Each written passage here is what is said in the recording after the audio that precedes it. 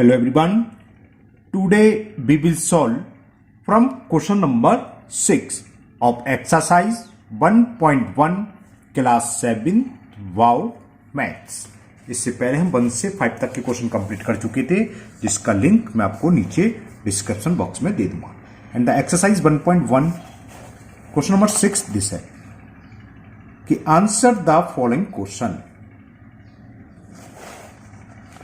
First part, what will be the sign of the product of 123 negative integers.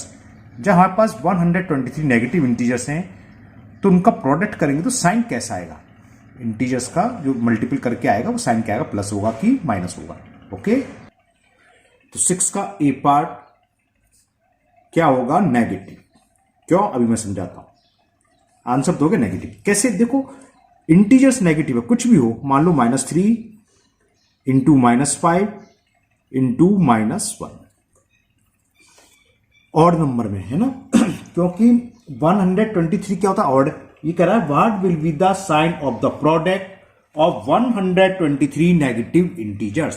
तो minus into minus plus, plus into minus minus, क्या आएगा उससे हमें पता ही नहीं, नंबर नहीं मालूम। वैसे इसमें क्या आएगा 15। तो अगर ऑड इंटीजर्स नेगेटिव हो तो प्रोडक्ट इज ऑलवेज नेगेटिव, और इवन नंबर इंटीजर्स हो जैसे -3 -5 लिए, 2 ही ले लिए, 2 क्या होते हैं even, minus into minus plus 15। तो कैसा प्रोडक्ट का साइन क्या है, प्लस। तो फर्स्ट क्वेश्चन में फर्स्ट पार्ट में कितने नेगेटिव इंटीजर्स दे रखे थे, 123 नेगेटिव इंटीजर्स। चलिए और दोबारा से करते हैं, उससे आगे कुछ लैंग्वेज लिखनी है तो लिख देते हैं। लिखोगे बिकॉज देयर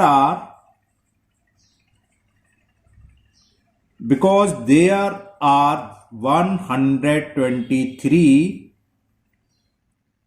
नेगेटिव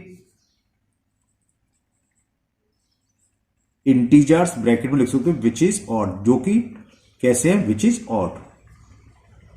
और ऑड नंबर का नेगेटिव इंटीजर्स का मल्टीपल करते तो प्रोडक्ट क्या आता है, हमेशा negative. So the sign of their product will be negative. The sign of their product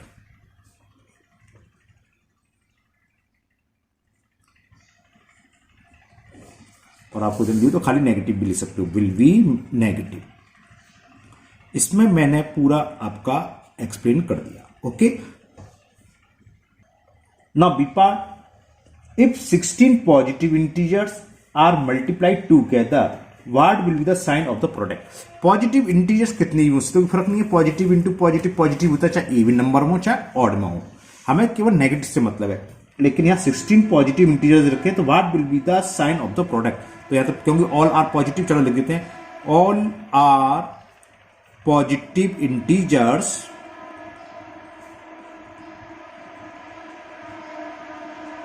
so the sign of the product, the sign of the product will be positive। अगर कुछ positive हो कुछ negative तो हमें positive को देखना नहीं, हमें तो केवल नेगेटिव को देखना है। अगर नेगेटिव इंटीजर इवन नंबर में है तो साइन आएगा पॉजिटिव, और नेगेटिव इंटीजर अगर ऑड नंबर में दे रखे हैं तो उनका मल्टीप्लिकेशन यानी कि प्रोडक्ट का साइन क्या आएगा, नेगेटिव। सी में what will be the sign of the product of, ये है 19 नेगेटिव इंटीजर्स एंड 15 पॉजिटिव। तो इस क्वेश्चन में 19 नेगेटिव इंटीजर्स दे रखे हैं, तो बस पॉजिटिव से मतलब नहीं, तो लिख दो देयर आर 19 नेगेटिव इंटीजर्स। तो 19 कैसा होता है, which is odd. So therefore the sign ही लिख दो, the sign of product will be negative। समझ गए ना, क्योंकि प्लस तो कितनी भी 2 3 हो 4 हो, प्लस का जब प्लस में मल्टीपल करेंगे प्लस आता है, और नेगेटिव से मतलब है नेगेटिव 19 है, और 19 टाइम्स नेगेटिव साइन का मल्टीपल करें तो आंसर आएगा नेगेटिव। तो the sign of the product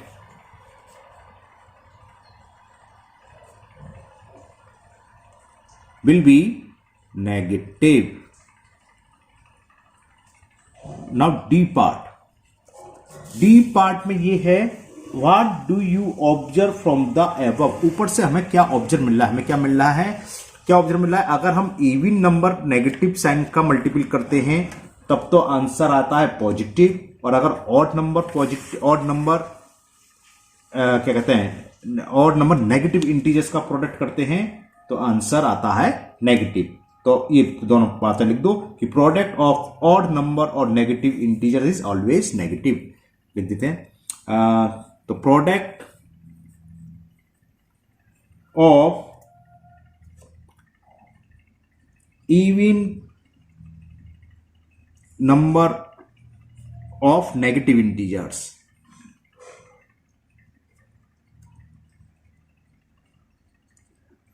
क्या होता है, ऑलवेज इज ऑलवेज पॉजिटिव,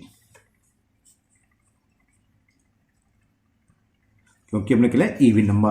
और दूसरा क्या निकला, अगर इवन की जगह ऑड होगा, नीचे लिख देता हूं, and the product of odd numbers of negative integers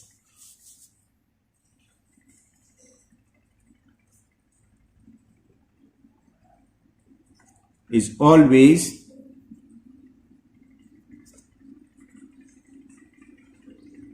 negative, है ना। इसे आप क्लियर है कि नहीं, नहीं आप एक बार और समझ लीजिए। देखिए देखो क्या होता है, -a into -b into c, मतलब प्लस ले लिया, into d into -a b c d e ले लिया मैंने। अब जब हम इनका मल्टीपल करेंगे तो माइनस इंटू माइनस प्लस और plus into minus minus, minus आ गया, प्लस के कुछ नहीं भी हो, प्लस इंटू प्लस तो प्लस ही होता है, और इसका a b c d e ये प्रोडक्ट आ गया, है ना। कब, जब माइनस के कितने साइन है, 3 3 का होता ऑड।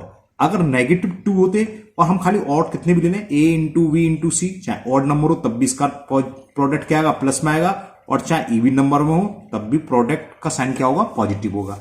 मेन चीज क्या है, नेगेटिव वाली ध्यान रखनी है। तो नेगेटिव अगर ऑड नंबर में है और मल्टीपल हो रहा है तो साइन हमेशा नेगेटिव आएगा। और अगर इवन नंबर में, जैसे -a into -b into -c into -d, तो छोटी सिंबल लिया, minus minus plus, plus minus minus, minus minus plus.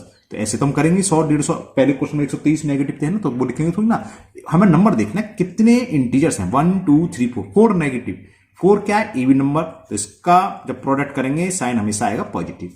और यहां कितना है, 1 2 3, 3 negative integers, 3 is the odd, तो ऑड होगा तो हमेशा नेगेटिव साइन आएगा। Now next question number 7। Question number 7 ये कह रहा है, first part, find the dividend which when divided by -25, divisor दे रखा है हमें -25, gives 154 as the quotient. Quotient हमें दे रखा है 154, और रिमाइंडर के बारे में कुछ जिक्र नहीं है, यानी कि रिमाइंडर 0 है। तो डिविडेंड क्या होता है, ये फॉर्मूला पढ़ा है आप लोगों ने, बचपन से पढ़ते आ रहे हो। डिविडेंड बचपन से 4th 5th से स्टार्ट हो जाते हैं। Dividend equal to the divisor into quotient plus remainder. अगर रिमाइंडर हो, यहां रिमाइंडर है तो रिमाइंडर की जरूरत नहीं है, और अगर रिमाइंडर लिखोगे तो 0, तो जरूरत नहीं है, सीधे सीधे डिविडेंड इक्वल टू होता है डिवाइजर इनटू कोशेंट। डिवाइजर कितना दे रखा है हमें, -25 इंटू 154, -25 को मैं डायरेक्ट मल्टीपल कर रहा हूं, 25 4 जो होते हैं 100, कैरी 10, 25 5 से 125 और 10 135 का 5, अब कैरी 13, 25 बन जाए 25 और 13 ऐड करेंगे तो 38। It is the answer. तो डिविडेंड हो गया -3850। Now B part, when 3500 is divided by 9, तो 3500 क्या डिविडेंड, जिसमें हम डिवाइड करते हैं वो कहलाता है डिविडेंड, वो दे रखा है 3500। when 3500 is divided by a number x, divisor यहां x दे रखा है, divisor equal to capital X, इसी को फाइंड करना होगा। आगे पढ़ते हैं, द कोशेंट, कोशेंट भी गिवन है हमें,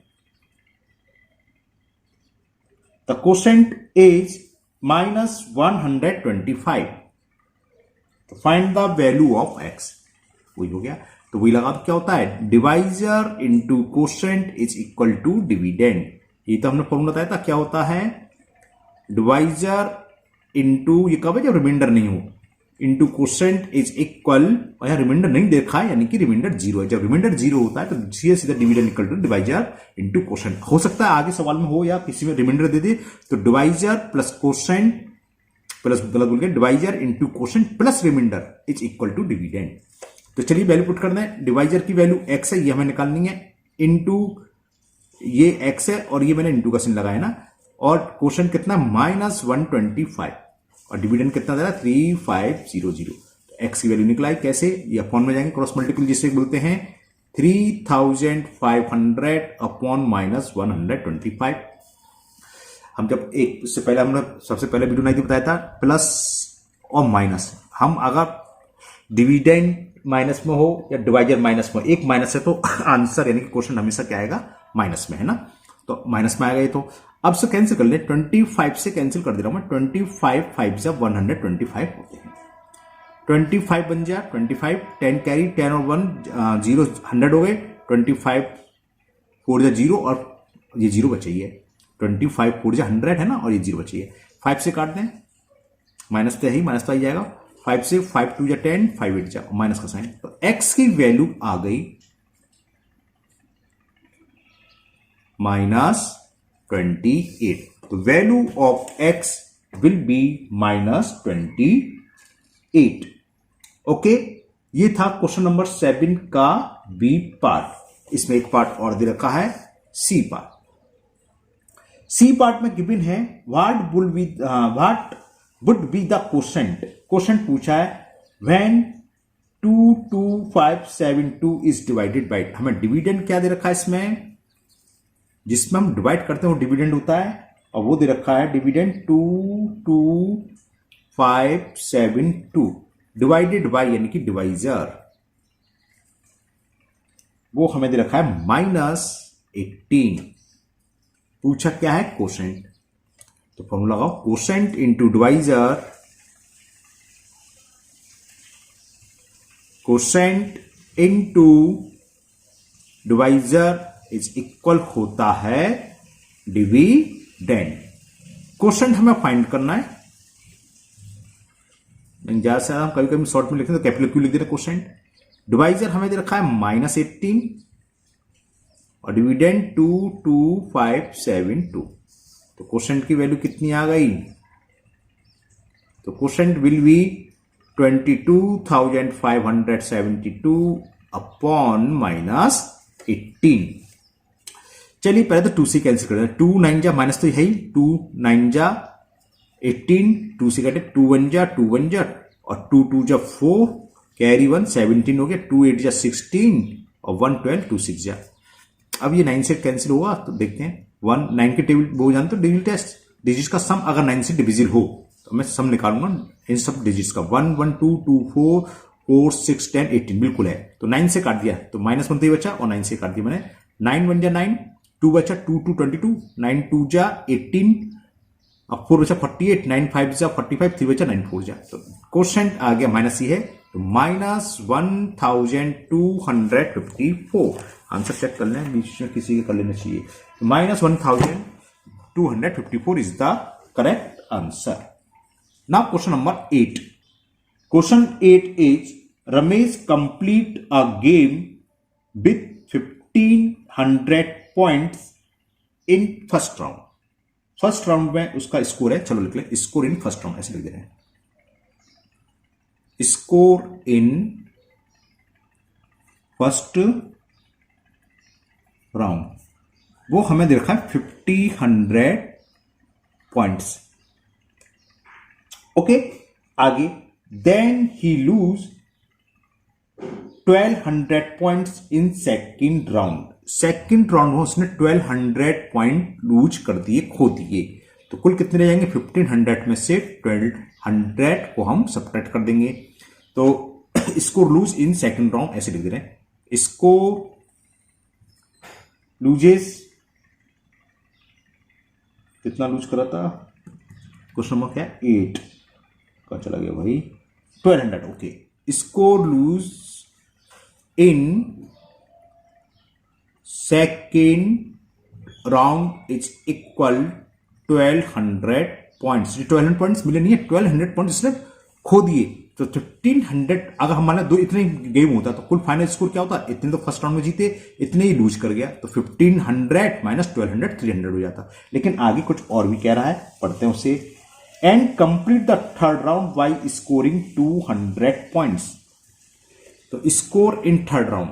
अब थर्ड राउंड में क्या करा उसने? स्कोर इन रह गया इसमें, इन थर्ड राउंड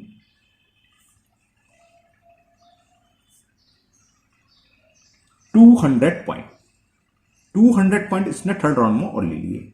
तो फाइनल स्कोर पूछा what is the final score. तो फाइनल स्कोर क्या हुआ समझ में आया नहीं? फाइनल स्कोर बताओ क्या होगा. फर्स्ट राउंड में इसको 1500 पॉइंट थे, सेकेंड राउंड में इसने लूज कर दी, माइनस, तो उसको सब्ट्रैक्ट करेंगे. और थर्ड राउंड में फिर उसने 200 पॉइंट गेन कर लिए. तो कुल कितने हो गए? 1500 प्लस 200 1700 माइनस 1200, और 17 में से 1200 सब्ट्रैक्ट करेंगे तो 500 पॉइंट्स आंसर आ गया. तो ये हो गया क्वेश्चन नंबर 8 का आंसर. फाइनली उसका स्कोर कितना रहा? 500 points. Now question number 9. And elevator descend into a mine shaft at the rate of 30 meter per minute. If the descent start from 20 meter above the ground level, how long will it take to reach minus 240 meter? Question को ऐसे नहीं, ये figure बनाऊं जब थोड़ा समझ में आएगा. ये ग्राउंड लेवल है ना, और एक एलिवेटर मशीन नीचे जाने वाली. Descend into a mine shaft at the rate of 30 metre per minute. इसकी स्पीड है 30 मीटर पर मिनट. अभी मैं लिख दूंगा 30 metre per minute. If the descent start from 20 metre above the ground. हाँ, ये चीज है, ये ग्राउंड से 20 मीटर ऊपर है मशीन एलिवेटर. यहां से स्टार्ट होगी और कहां जा रही है? नीचे जा रही है. To take minus 240 metre. Integers में क्या होता है? माइनस 240 का मतलब अर्थ से या समुद्र तल से नीचे, यहां अर्थ की बात चल रही है, तो यहां से माइनस 240 का मतलब 240 मीटर नीचे पहुंचना है. माइनस से शो कर देते हैं, माइनस का मतलब बिलो, प्लस का मतलब एबव. तो ये नहीं है कि हम 20 माइनस 240 करेंगे, हम 20 प्लस 240. मशीन तो यहां से चलेगी और यहां से यहां तक आनी है, तो कुल कितनी डिस्टेंस कवर करेगी? 20 मीटर. ये और माइनस मत कर देना, प्लस. चलिए, तो ये माइनस क्या शो कर रहा है? माइनस ये शो कर रहा है कि ये अर्थ से बिलो में है, और प्लस होता है अर्थ से एबव या सी लेवल के एबव. ओके, इंटीजर्स में हमने डिस्कस करा था, बताया था माइनस का मतलब प्लस का एक दूसरे का वही डायरेक्शन में. अगर आप यहां से यहां तक आएंगे तो सिर्फ कितना 220 मीटर चलेंगे? नहीं, आप कर दो 20 माइनस 240 और कर दो 220 मीटर, और वही माइनस में, माइनस में डिस्टेंस होती नहीं कुछ, तो चलिए कितना 20 मीटर ये भी चले और 240 मीटर आपने ये भी डिस्टेंस कवर करी. तो माइनस का मतलब क्लियर हो गया, क्योंकि स्टूडेंट्स करते हैं तो हमने देखा, चेक करते हैं, ये मिस्टेक कर दिया कुछ बच्चे, इसलिए मैंने क्लियर कर दिया. हाँ, तो बात चल रही थी इसकी स्पीड की. स्पीड ऑफ एलिवेटर कितनी स्पीड से वो नीचे आ रही, डिसेंड कर उतर रही, नीचे की तरफ आ रही है ना, वो दे रखी है 13 मीटर पर मिनट. तो स्पीड ऑफ एलिवेटर मैं लिख रहा हूं 13 मीटर पर मिनट. 20 मीटर ये चलेगा, 240 मीटर ये. तो डिस्टेंस कवर बाई, चलो लिख देते हैं, कितनी डिस्टेंस कवर करी कुल इसने? डिस्टेंस कवर बाई, या टोटल डिस्टेंस लिख देना, या डिस्टेंस एक ही बात है. एलिवेटर क्या होगा? 20 मीटर. तो ये ध्यान रखना है ना, माइनस के चक्कर में गलत मत कर देना. 240 ये तो कितना हो गया? 260 मीटर. अब टाइम पूछा है, टाइम कैसे निकालते हैं? एक फॉर्मूला होता है डिस्टेंस स्पीड टाइम से रिलेटेड, पता है आप लोगों को? नहीं पता है? टाइम क्या होता है? टाइम बराबर होता है डिस्टेंस अपॉन स्पीड. मैं लिख देता हूं, टाइम से निकालो फॉर्मूले से. टाइम पूछा है ना, तो टाइम इक्वल टू होता है distance cover by object upon speed of object. जो भी ऑब्जेक्ट है ये, तो सीधा सीधा डिस्टेंस अपॉन स्पीड. उसको कितनी डिस्टेंस कवर करनी है? 260 मीटर. स्पीड क्या दे रखा है? 13 मीटर पर मिनट. अब स्पीड ध्यान रखना, जिसमें देखिए पर मिनट में, तो आंसर मिनट में आएगा. अगर स्पीड दी होती पर आवर, और ये भी ध्यान रखना स्पीड्स का ध्यान रखना, यहां तो मीटर है और यहां ऑलरेडी मीटर था, इसलिए मैं नहीं हो सकता था स्पीड किलोमीटर पर आवर में दी होती या ये डिस्टेंस किलोमीटर में होती और स्पीड दी होती मीटर पर मिनट, तो ये दोनों सेम होनी चाहिए। यहां ऑलरेडी सेम है, मीटर में है और डिस्टेंस भी मीटर में है, नहीं पहले चेंज करते। अब 13 से कैंसिल कर दो, 13 2 या 26, तो आंसर किस में आएगा, स्पीड किस में दे रखी थी, मीटर पर मिनट, तो ये आंसर आएगा मिनट में। ओके, तो 20 minute is the answer of question number 9। Now 10 question. तो ऊपर वाले क्वेश्चन में माइनस का गलत मत कर देना, माइनस से मतलब क्या है, बस अर्थ से नीचे आए हम। क्वेश्चन नंबर 10 कह रहा है a shopkeeper earn a profit of 5 rupees by selling 1 notebook and incurs a loss ₹1 selling a old pen।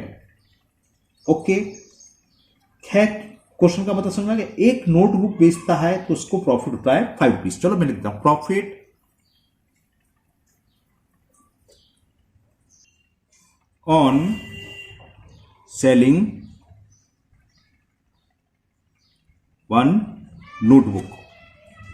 तो profit on selling 1 notebook 5 rupees दे रखा है और loss on selling 1 old pen, पुराना पेन बेचता है, ओल्ड मैंने लिखा नहीं, देख लो, चलो 1 रुपीज का होता है। अब होता क्या है, आगे पढ़ते हैं।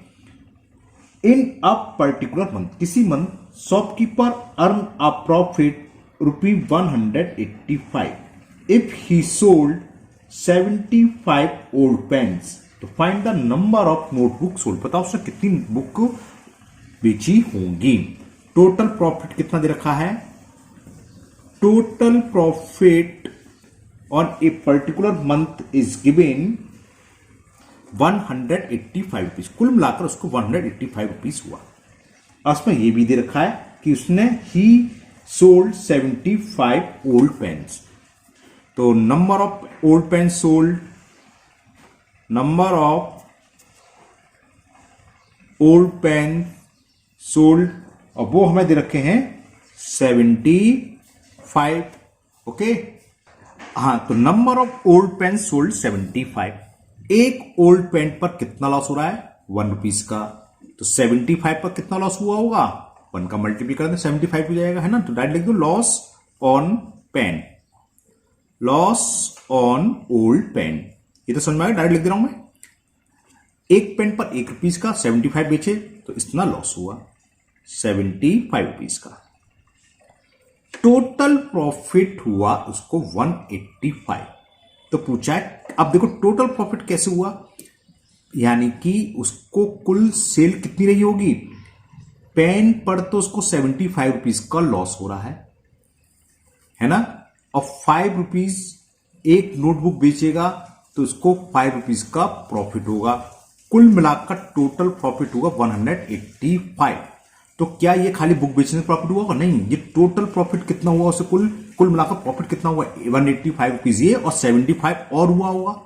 समझ में आ रही बात, कुल टोटल प्रॉफिट या टोटल प्रॉफिट मैंने गलत लिख दिया है, ओनली प्रॉफिट लिख रहा हूं, प्रॉफिट इससे कुल मिलाकर होगा 185 फाइनली जो प्रॉफिट हुआ है ना। तो देखो आप, मैं देखो आपको 20 रुपए का प्रॉफिट होता है समोसे बेचने पर। एक छोटा सा एग्जांपल बता दे रहा हूं मैं आपको, है ना। आपने समोसे बेचे, 20 रुपए का प्रॉफिट हो रहा है। आपने जलेबियां बेची है ना, मान लो 5 रुपए का या 10 रुपए का लॉस हो रहा है। तो आपको कुल प्रॉफिट कितना हुआ, 20 में से 5 सब्ट्रैक्ट करोगे तो 15 ही तो हुआ। क्लियर। तो क्या आपने 15 रुपीज का प्रॉफिट समोसे पर लिया, नहीं, समोसे पर 20 रुपए का लिया था। तो उस पर जो प्रॉफिट होगा किस पर निकलेगा, जो प्रॉफिट है वो, और दूसरे पर जो लॉस हो रहा है उसको भी ऐड कर दें, तो टोटल प्रॉफिट किस पर आएगा, नोटबुक पर। ये तो कुल हमारे पास फाइनल प्रॉफिट दे रखा है दोनों को मिलाकर, जो प्रॉफिट में है वो और जो लॉस है तो हम लॉस माइनस कर रखा हुआ। तो यानी कि इसमें से क्या है, जो भी प्रॉफिट हुआ था उसमें से लॉस माइनस करा हुआ। तो कुल प्रॉफिट कितना होगा किस पर, नोटबुक पर, ये प्लस 75 और ऐड करेंगे। बात समझ में आ गया, ये समझ में आ गया। जैसे आप समोसे बेचते हो 20 पे लॉस पर, सॉरी 20 पे प्रॉफिट पर, और जलेबी आपने 5 पे लॉस पर बेची। अब हम कहें कुल कितना प्रॉफिट हुआ फाइनली, कोई वस्तु थी आपने एक पर 20 पर प्रॉफिट लिया, दूसरे 5 पर लॉस, तो कुल मिलाकर 15 रुपए बेचे आपके, है ना। अब हम कहें कि समोसे पर प्रॉफिट कितना हुआ, समोसे पर 20 रुपए का हुआ था, तो कैसे निकलेगा, जो फाइनल प्रॉफिट है कुल मिलाकर उसमें जितना लॉस हुआ है वो भी ऐड कर दें, तो दूसरे आर्टिकल उतना हमने प्रॉफिट लिया। तो हमें नोटबुक पर प्रॉफिट कितना मिलेगा, 185 प्लस 75। तो प्रॉफिट ऑन नोटबुक को, प्रॉफिट ऑन नोटबुक्स कितना होगा, 185 प्लस 75। ये कुल मिलाकर नोटबुक का प्रॉफिट हुआ। 5 5 10 कैरी 1, 8 7 15 16 कैरी 1, 260 रुपीज का प्रॉफिट हुआ टोटल मिलाकर बुक पर। अब नंबर ऑफ बुक सोल्ड निकाल सकते हैं। एक बुक पर हो रहा है 5 रुपीज, तो नंबर ऑफ बुक सोल्ड 260 में हम कर दें 5 से डिवाइड। बात समझ में आ गई, ठीक है ना। तो number of book sold 260 upon 5, 5 5 जा 5 2 जा, तो 52 नोट्स बुक्स आ गई। कितनी इसने बुक बेची, बुक से मतलब अगर बुक गलत बोल गया, नोटबुक्स की बात चली थी। 52 नोट्स बुक। बात समझ में आ गई ना। Now next question number 11। अगर आपको किसी क्वेश्चन में लगता है ये नहीं क्लियर हुआ है, प्रॉब्लम है, तो आप कमेंट बॉक्स में कमेंट करें। उस क्वेश्चन को खाली उसी क्वेश्चन की वीडियो एक अलग बना के अपलोड कर दूंगा। Okay, question 11, a certain freezing process required that room temperature to be lowered from 60 degree Celsius. Room का टेम्परेचर देखा है, room temperature, temperature of room या रूम टेम्परेचर लो शॉर्ट में,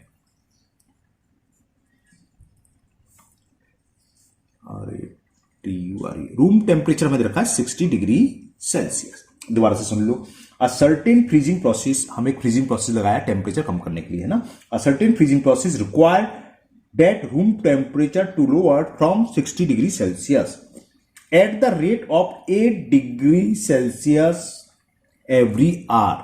तो रेट ऑफ डिक्रीजिंग टेम्परेचर क्या दे रखी है, बोलिए पहले। Rate of decreasing the temperature वो दे रखी है 8 डिग्री सेल्सियस पर आवर, है ना, पर आवर। एक घंटे में 8 डिग्री सेल्सियस टेम्परेचर कम कर देगा। समझ में आ गया था क्वेश्चन।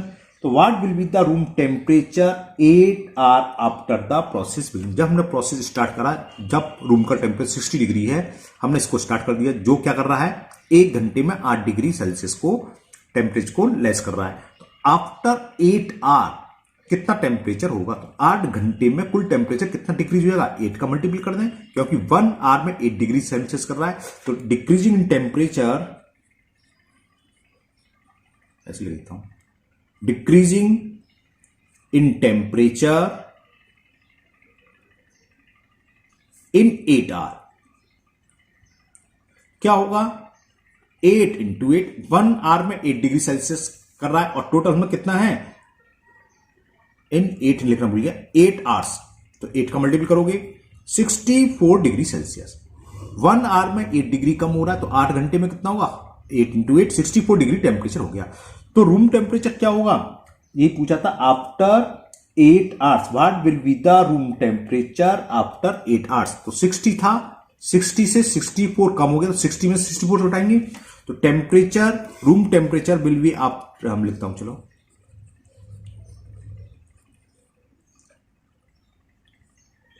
room temperature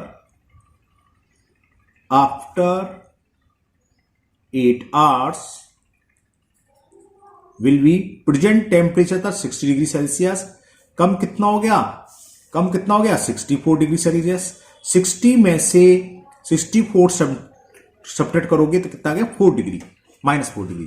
तो रूम का टेम्परेचर होगा -4 degree Celsius. The room temperature after 8 hour is -4 degree Celsius. Now question number 12। Question 12 है, in a test there are 100 question. Total number of question कितने रखे लिख देता हूं मैं। टोटल क्वेश्चन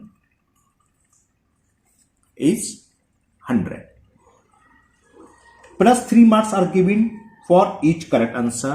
तो marks for each correct answer ये भी लिखते चलते हैं, marks for each correct answer वो है 3 मार्क्स।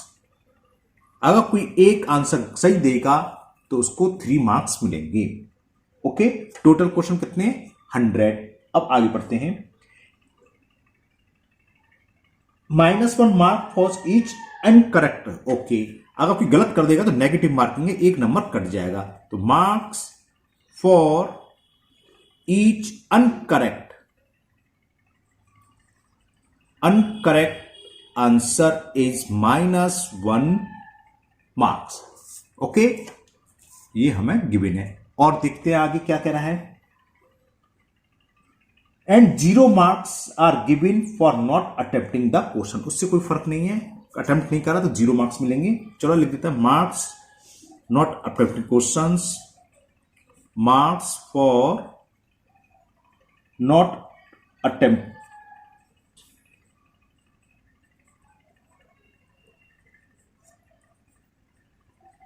क्वेश्चन क्या है 0। अगर किसी ने कोई अटेम्प्ट ही नहीं करा तो कोई मार्क्स नहीं मिलेंगे उसे। ओके, वो तो मिलेंगे नहीं। Rakesh score 190 marks. राकेश ने कोई एग्जाम दिया तो उसका स्कोर क्या है, Rakesh score is 190 marks in a test by answering 70 question correctly. तो राकेश ने कितने क्वेश्चन करेक्ट दिए, number of correct question 70, number of correct question 70। Find the maximum mark in the test and also the find the number of incorrect answer by Rakesh. Okay, चलिए बताते हैं। तो first part तो बहुत इजी है, maximum marks. कुल question कितने 100, एक क्वेश्चन के 3 मार्क्स दिया रहा है सही के 100 अगर सही करेगा तो मैक्सिमम मार्क्स कितने हो गए 100 × 3 300 हो गए है ना। तो मैक्सिमम मार्क्स समझ में नहीं आ गया। आपका कोई एग्जाम देने गए 100 क्वेश्चन है और हर एक का क्वेश्चन के नंबर 3 नंबर है, आप सारे करे आए मैक्सिमम तभी तो आएंगे सबसे सही हो। तो 100 × 3 300 मार्क्स हो गए। तो मैक्सिमम मार्क्स इज 3 × 100, तो 300 मार्क्स। अब देखो राकेश का कुल स्कोर है 190, उसने करेक्ट क्वेश्चन कितने अटेम्प्ट करें 70। तो मार्क्स ऑन करेक्ट क्वेश्चन कितने होंगे, marks on correct question, marks on correct question, एक करेक्ट क्वेश्चन पर मार्क मिलने 3 लिखा, marks for each correct 3 marks. तो 3 × 70 यानी कि उसको कुल मिलाकर 210 मार्क्स मिले। लेकिन फाइनली उसके मार्क्स कितने हैं, राकेश स्कोर दे रखा है 190, सही कर क्या है 210 का, मिलने 190, यानी कि कितनी मिस्टेक हो गई, कितने मार्क्स उसके डिडक्ट हो गए, डिडक्टिंग इन मार्क्स या डिडक्टिंग सभी शब्द है, क्या था मिस्टेक में, क्या था उसमें इनकरेक्ट क्वेश्चन, तो मार्क्स डिडक्टिंग सही है, डिडक्टेड इन मार्क्स कितने कम हो गए हैं ना, ये देख रहे हैं। कुल स्कोर उसका बैठा है 210, लेकिन आए कितने उसके दे रखा है, राकेश के स्कोर है 190, जबकि उसने 70 क्वेश्चन सही दिए थे। जब 70 क्वेश्चन सही दिए थे तो उसको मिले 210, लेकिन उसके आए 190, यानी कि कितने नंबर कम हो गए, इसको हम कितने नंबर कट गए, 210 में से 190 सेपरेट कर दें, 20 मार्क्स इसके कम हो गए। पूछा क्या था, एक तो मैक्सिमम मार्क्स हो गया, find the number of incorrect answer, तो 20 मार्क्स उसके कम आ गए। अब इनकरेक्ट कितने दे रहा था, marks of incorrect answer is 1 marks minus हो रहे थे, 20 मार्क्स कम हो गए। 1 मार्क्स पर एक क्वेश्चन इनकरेक्ट हो रहा है, 20 मार्क्स कम हो रहे हैं, तो समझिए नंबर ऑफ इनकरेक्ट क्वेश्चन कितने हो गए 20, लिख दूं डायरेक्ट। तो number of incorrect question is 20, क्योंकि 20 मार्क्स कम हुए और हमें एक मालूम है 1 मार्क्स पर 1 नंबर कम हो रहा है, -1 मार्क्स हो रहा है 1 क्वेश्चन पर, उसके कितने माइनस हुए 20 मार्क्स। तो कितने क्वेश्चन हो गए, incorrect number of incorrect question 20। तो ये एक्सरसाइज 1.1 आपकी कंप्लीट हो गई। मुझे उम्मीद है आप लोगों को समझ आ गई होगी। फिर भी अगर किसी क्वेश्चन में आपकी कोई प्रॉब्लम है तो आप कमेंट बॉक्स में कमेंट करें, मैं उसको सॉल्व करके अपलोड कर दूंगा। फिर मिलते हैं नेक्स्ट वीडियो में। Thank you, have a nice day.